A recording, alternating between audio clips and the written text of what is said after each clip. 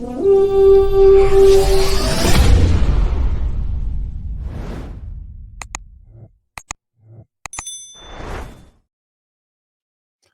to the Skol State of Mind podcast. As you already know, I'm your host, D Woods. In this episode, we're going to talk about the preview of the Sunday game against the Minnesota Vikings and the New York Jets. Now, first off, let's talk about the state of the Jets. Well, currently, the Jets have a 2-2 record right now in the season.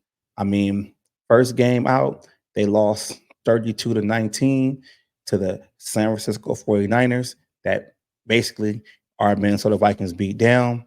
Then they put up 2 wins in a row, one against the Tennessee Titans and the New England Patriots. Now, the last game was kind of a snoozer for the New York Jets. They lost 10-9 against the Denver Broncos.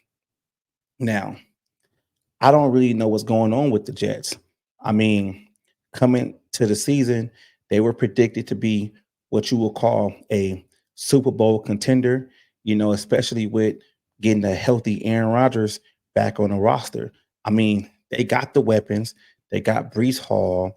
They got Aaron Rodgers. They got Garrett Wilson.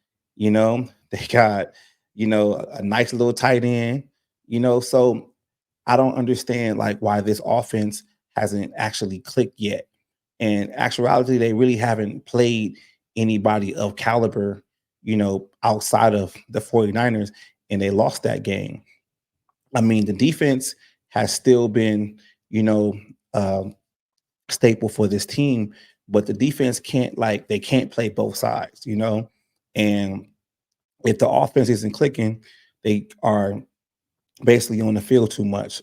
So I just feel like the Jets are right now, they just not playing good football. I mean, I really think Aaron Rodgers is the problem. I mean, you already know if you follow my channel, I'm a big Aaron Rodgers fan, but I just feel like at this point in Aaron Rodgers' career, he doesn't look like he wants to play, physically. And like the things that he does outside of, football and what happens on the football field, arguing with the coach and, coming at the coach in a press conference and stuff like that. It's like, it's beginning a little bit to be too much. Like, I just feel like they really haven't like had the time to like jail. And this is the last thing they need is, Aaron Rodgers antics. So that's pretty much all I gotta say about the Jets. We'll talk about them a little bit more throughout this video. But let's break it down about this Minnesota Viking offense. I honestly think the Minnesota Vikings offense, I'm not going to say they're going to have their way with the New York Jets, but I think that the marquee matchup that everybody wants to see will be basically Sauce Gardner versus Justin Jefferson. And with that, being said, I just think that some of these teams, they go in and they game plan so much for Justin Jefferson and they forget about Jordan Addison on the other side. I know Jordan Addison's only played 1.5 games, but you can kind of see with the last game, like teams keying up so much on Jefferson that they just, let Jordan Addison just have his way.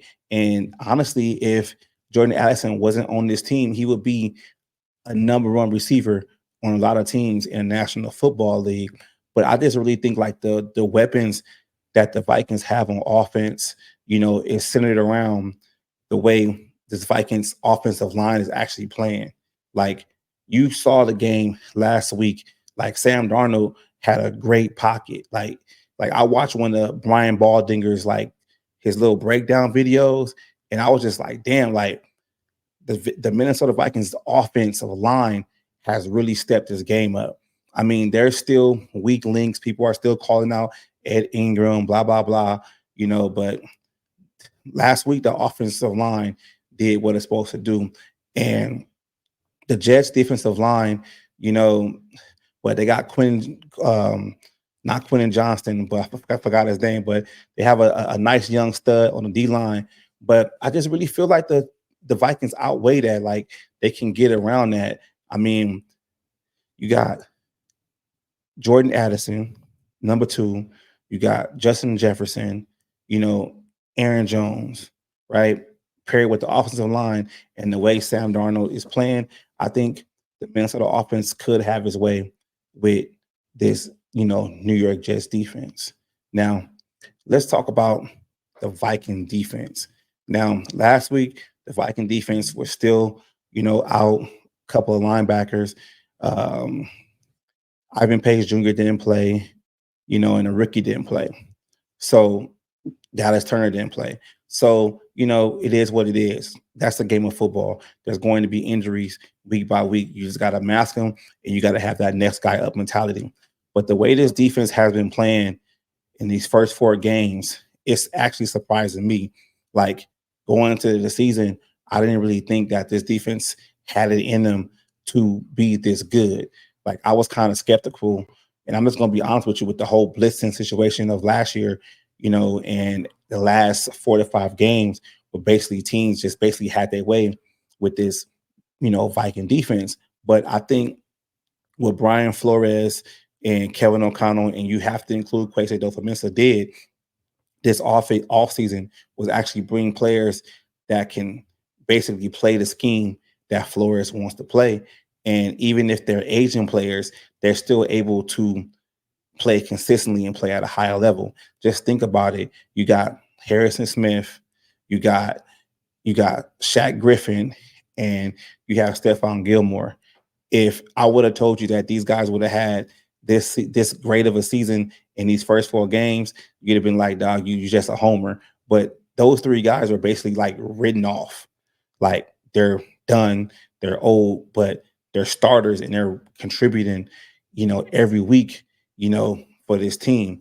And just like I said in the beginning, the state of the Jets offense or whatever, like this Vikings defense is flying around all game.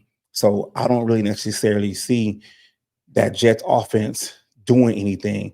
I mean, I'm going to give Aaron Rodgers his credit and say, he's a veteran quarterback. He can kind of like see things or whatever. But it's going to go back to that chemistry, like I said before. Like that team is like up and down. Like they have horrible chemistry right now. They're just not playing up to par. Like they have a good team on paper, but I mean, ain't no such thing as paper champions. So I'm going to give you 2 X factors, right? I'm going to give you an X factor on offense, and I'm going to give you an X factor on defense. So let's start with the defense. My X factor on defense is Cashman. Brian Cashman been playing like lights out, like that's what I wanted. Basically, I didn't see this in the off season. I think he's going to be the X factor. I think he's going to basically, call the defense the right way, set the guys up to basically succeed. And shit, he might get a sack or a pick this game. So that's my X factor on defense. But for the offense, my X factor is Aaron Jones. I mean, just like I said before, a lot of these opposing defenses, they try so hard to stop Justin Jefferson and they forget about the other components of this offense. And I think Aaron Jones, what he has brought to this team and stabilizes this running back, core, I think he's going to have a great game. Even if the Jets do have a great defensive line, Aaron Jones is a type of runner where you see a hole and he basically, you think like, oh, he's only going to get like 2-3 yards and boom, he ends up with 5. That can keep the chains moving. And, that's just how I feel about it. And so I'll give you guys a score prediction. So my score prediction, going into this game, 28-14 Vikings. I think the Vikings are going to, get to a fast start like they always do, score maybe 1 or 2 touchdowns in the first half, and then just finish them off. I think the New York Jets offense still won't get it together, especially against this Viking defense. And that's what it's going to be. That's my score prediction, 28-14. Now, on the back end, on another note, is after this game, the Vikings will be going to their bye week, right? That's that's what we got to think about. And I think they have to make a statement going forward with this bye week. I'm just sorry, you guys. I'm just gonna bring up the schedule. I want to make sure I say the right team on the upcoming schedule, right? So you guys know are familiar with the London games. Majority of the teams that go over there in London or have an overseas game or any international game, they pretty much have a bye week the next week. Kevin McConnell's first year, they didn't do that, but they changed it this year, so they're going to actually have a bye after that. I think the Vikings have to go in there and make a statement because a lot of people are questioning this team, you know, the way the Green Bay Packers, came back after, the Vikings went up over 20 something points. So I think the Vikings have to come in here, on early Sunday morning in London and basically put the smackdown on the New York Jets, especially with the bye week coming up. They going into the bye week as 5-0. And we're going into the bye week as 5-0. That next game is the Detroit Lions. So I'm not saying that Vikings have to look past the Jets and look to the Lions, but that Lions is going to be a marquee game. Lions had a great season last year. So I think the Vikings got to show them who is, the king of the North. So with that being said, thank you guys for tuning in to the Skol State of Mind podcast. Skol, baby.